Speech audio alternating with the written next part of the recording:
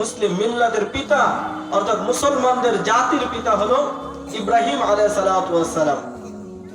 তো ইব্রাহিম আলাইহিস সালাতু ওয়াস সালাম আমাদের মতো এরকম সাধারণ কোন মুসলিম পরিবারে জন্মগ্রহণ করেন নাই। ইব্রাহিম আলাইহিস সালাতু ওয়াস সালাম জন্মগ্রহণ করেছেন একজন মূর্তি পূজকের ঘরে। যেই ঘরে তিনি জন্মগ্রহণ করেছেন তিনার পিতা ছিলেন একজন মূর্তি পূজক, অর্থাৎ মাটি পাথর দিয়া মূর্তি বানাইতো এবং সেই মূর্তির ইবাদত বন্দেগী করত, মূর্তির পূজা করত, আল্লাহ তাআলাকে মানতেন না। এরকম একজন মূর্তি পূজকের ঘরে আল্লাহ পাক রব্বুল আলামিন হযরত ইব্রাহিম আলাইহিস সালাতু ওয়াস সালামকে পাঠাইলেন।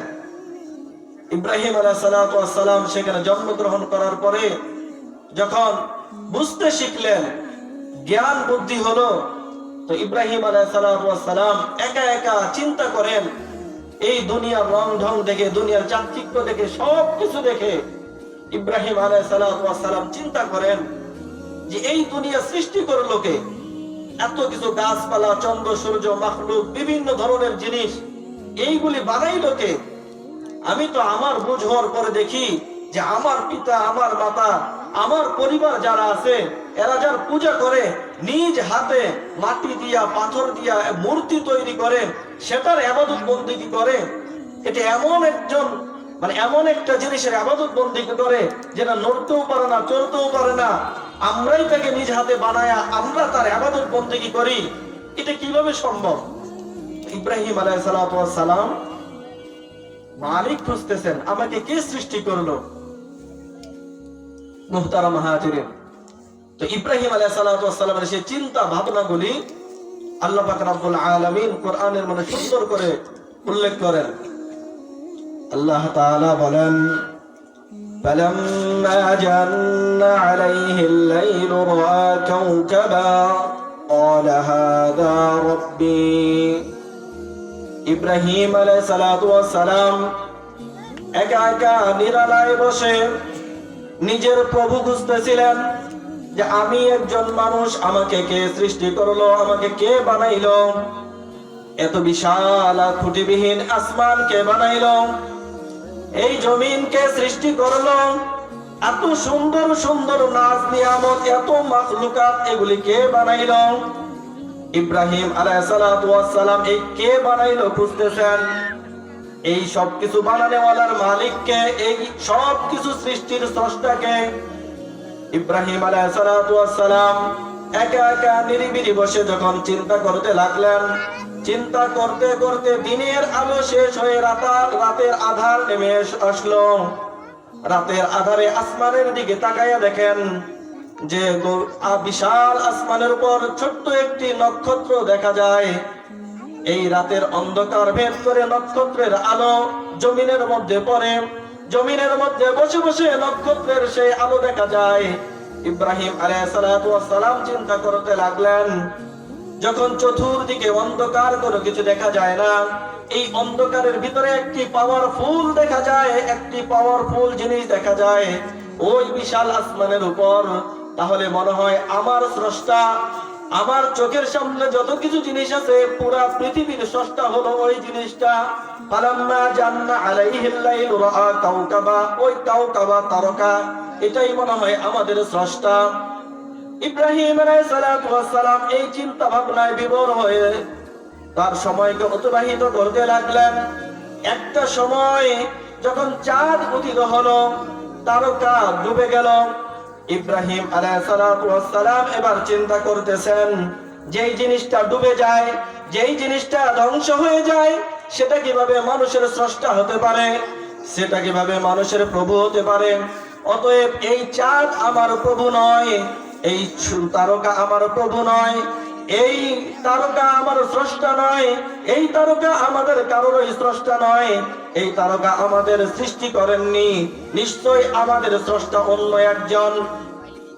এরপরে ইব্রাহিম আলাইহিস সালাতু ওয়াস সালাম এই চিন্তা ভাবনার মধ্যে যখন বিভোর, দীর্ঘ সময় অতিবাহিত হওয়ার পর হযরত ইব্রাহিম আলাইহিস সালাতু ওয়াস সালাম এবার লক্ষ্য করতেছেন, রাতের আধার ভেদ করে আকাশের মধ্যে চাঁদ উদিত হয়ে গেল।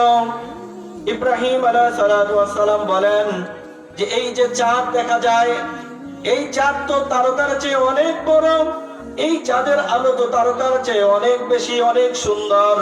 এবং চাঁদ উদিত হওয়ার কারণে রাতের আধার অনেকটা বিলীন হয়ে গেছে। তাহলে নিশ্চয় তারকা আমার প্রভু নয়, এই চাঁদ আমার প্রভু। ইব্রাহিম আলাইহিস সালাতু ওয়াস সালাম এবার এই চিন্তা ফিকিরের মধ্যে লিপ্ত হয়ে গেলেন যে তারকা আমার প্রভু নয়, আমার প্রভু হলো চাঁদ। দীর্ঘ সময়, একটা লম্বা সময় ইব্রাহিম আলাইহিস সালাতু ওয়াস সালাম এই চিন্তা ফিকির করতে করতে রাতের শেষ প্রান্তে চলে আসলেন। একেবারে রাতের শেষ প্রান্তে পৌঁছে গেলেন। সুবে সাদিক হয়ে গেল। সকালবেলা পূর্ব দিকে যখন সূর্য উদিত হইতে লাগলো, এবার ইব্রাহিম আলাইহিস সালাতু ওয়াস সালামের ধারণা পরিবর্তন হয়ে গেলেন যে আমি এতক্ষণ পর্যন্ত যাকে প্রভু হিসেবে দেখলাম, যাকে প্রভু হিসেবে মানলাম, যাকে আমি আমার সৃষ্টিকর্তা হিসেবে মেনে নিলাম, সেই চাঁদও আমার প্রভু নয়। কারণ এখন আমি আমার চোখের সামনে যেই জিনিসটা দেখতেছি, এই জিনিসটা আগের সেই চন্দ্র, আগের সেই তারকা এবং চন্দ্রের চেয়ে অনেক বড়, এবং এর ক্ষমতা অনেক বেশি, এর পাওয়ার অনেক বেশি। সূর্য উদিত হওয়ার পর রাতের আধার একেবারেই বিলীন হয়ে গেল। এবার ইব্রাহিম আলাইহিস সালাতু ওয়াস সালাম বললেন, না না না, আগে যে দুইটা দেখেছি এই দুইটা আমার প্রভু নয়, এই দুইটা আমার সৃষ্টিকর্তা নয়, আমার প্রভু হলো এই সূর্য। এবার ইব্রাহিম আলাইহিস সালাতু ওয়াস সালাম সূর্যের দিকে তার ঈমানকে নিয়ে আসলেন। সারাদিন এই ধারণায়, এই চিন্তা ফিকিরে ইব্রাহিম আলাইহিস সালাতু ওয়াস সালাম অতিবাহিত করলেন। কিন্তু আফসোসের বিষয় হলো দিন শেষে সূর্য গিয়ে যখন পূর্ব পশ্চিম আকাশে আবার হলুদ হয়ে ডুবে গেল, তার যে সারাদিনের তেজ একটা ছিল, সূর্যের যে কিরণের একটা পাওয়ার ছিল, এই পাওয়ার শেষ হয়ে গেল। আবার সন্ধ্যা নেমে আসলো। এবার ইব্রাহিম আলাইহিস সালাতু ওয়াস সালাম বলেন, এই সূর্য ডুবে গেল, যেই জিনিসটা বিলীন হয়ে যায়, যেটা ডুবে যায়, যেটা শেষ হয়ে যায়, সেটা কখনো মানুষের প্রভু হতে পারে না। অতএব এই সূর্যও আমার প্রভু নয়। এবার ইব্রাহিম আলাইহিস সালাতু ওয়াস সালাম চিন্তা করলেন, তাহলে আমার প্রভুকে? তিনি তার চোখের সামনে সূর্যের চেয়ে আর কোন পাওয়ারফুল জিনিস দেখেন নাই। সর্বশেষ তিনি ঘোষণা দেন, ইন্নী ওয়াজ্জাহতু ওয়াজহিয়া লিল্লাযী ফাতারাস সামাওয়াতি ওয়াল আরদা হানিফান ওয়া মা আনা মিনাল মুশরিকিন। আমি আমার চেহারাকে ওই দিকে মুতাওয়াজ্জু করলাম, ওই দিকে ফিরাইলাম, ওই দিকে ধাবিত করলাম, যিনি এই বিশাল আসমান সৃষ্টি করেছেন, যিনি বিশাল জমিন সৃষ্টি করেছেন, যিনি এত কিছু পাহাড় পর্বত গাছপালা তরুলতা এত মাখলুকাত সৃষ্টি করেছেন, এই সব কিছু যিনি সৃষ্টি করেছেন তিনি আমার রব। আমি তার প্রতি ঈমান নিয়ে আসলাম, আমি মুশরিকদের অন্তর্ভুক্ত নই। মুহতারাম হাজিরিন, ইব্রাহিম আলাইহিস সালাতু ওয়াস সালাম একজন মূর্তি পূজকের ঘরে জন্ম নিয়া নিজের ঈমানের পরীক্ষা দিতেছেন, চিন্তা করতেছেন আমার রবকে, আমার স্রষ্টাকে, আমার খোদাকে, কে আমাকে সৃষ্টি করলেন। আর আজকে আমরা মুসলমানের ঘরে জন্ম নিয়া রব চিনি না, স্রষ্টা চিনি না, আল্লাহ চিনি না। আফসোসের বিষয়, আমরা পাগল পারা হয়ে গেছি, দুনিয়ার পিছে ছুটতেছি, দুনিয়ার পিছে, দুনিয়ার মহব্বত বুকে নিয়ে দিন রাত দুনিয়া অর্জনের জন্য পেরেশানি হয়ে শুধু ঘুরতেছি, ছুটতেছি। হায়াতের জিন্দেগির মহামূল্যবান সময় নষ্ট হয়ে যাচ্ছে, অথচ এখনো স্রষ্টাকে চিনলাম না, রবকে চিনলাম না, আল্লাহকে চিনলাম না। আর দেখেন ইব্রাহিম আলাইহিস সালাতু ওয়াস সালাম মূর্তি পূজকের ঘরে জন্ম নিয়া নিজের স্রষ্টাকে খুঁজতেছেন। মুহতারাম হাজিরিন, আর আমরা তো মুসলমানের ঘরে জন্ম নিছি। আমার জন্মের পরেই আমার কানে আজান দেওয়া হয়েছে, আমার বাম কানে ইকামত দেওয়া হয়েছে। যখন একটু একটু কথা বলতে শিখতেছি, আমার পিতামাতা আমাকে লা ইলাহা ইল্লাল্লাহ একত্ববাদের দাওয়াত দিতেছেন, কালিমা শিখাচ্ছেন। এরপরও বুঝ হওয়ার পরে আমার কানে মসজিদের মাইকের আওয়াজ, আজানের আওয়াজ ভেসে আসে, কিন্তু আমি আমার রবের ডাকে সাড়া দিয়ে মসজিদে আসতে পারি না। আমাদের জন্য, মুসলমানদের জন্য আল্লাহ পাক রব্বুল আলামিন পবিত্র কালামের মধ্যে বলেন, লা ইয়াগুররান্নাকা তাকাল্লুবাল্লাযীনা কাফারু ফিল বিলাদ মাতাউন কলিলুন সুম্মা মাওয়াহুম জাহান্নাম। মুমিন, তোমরা দুনিয়ার রং ঢং চাকচিক্য দেখে ধোকায় পড়িও না। যেগুলি তোমরা তোমাদের চোখের সামনে দেখতেছো, এই রং ঢং চাকচিক্য মাতাউন কালিলুন, অল্প কিছুক্ষণের জন্য, অল্প সময়ের জন্য, এইগুলা চিরকাল থাকবে না। আজকের এই বিশাল বহুল বাড়ি গাড়ি, আজকের এই সুন্দর নারী, আজকের এই রং ঢং কোনো কিছুই দুনিয়াতে চিরকাল থাকবে না, এটা থাকার নয়। অতএব তোমরা এর ধোকার পিছনে পড়িও না। এর ধোকার পিছনে পড়ে তোমরা আমি রবকে হারাইও না, আমি স্রষ্টাকে হারাইও না, আমার নাফরমান হইও না। কারণ সুম্মা মাওয়াহুম জাহান্নাম, এর পরে রয়েছে জাহান্নাম, এক লাঞ্ছিত জীবন। এজন্য দুনিয়ার এই রং ঢঙের পিছনে তুমি তোমার মহামূল্যবান হায়াতকে নষ্ট করিও না। তুমি তোমার হায়াতকে কাজে লাগাও, তুমি তোমার হায়াতকে দামি বানাও। কিভাবে দামি বানাবো? যে আল্লাহ তাআলার হুকুম পালন করে, আল্লাহ তাআলার ইবাদত বন্দেগী করে আমি আমার হায়াতকে কাজে লাগাবো, আমি আমার ঈমানকে পুক্ত করব। আমার দ্বারা এমন যেন না হয় যে আল্লাহ তাআলার নাফরমানি প্রকাশ পায়।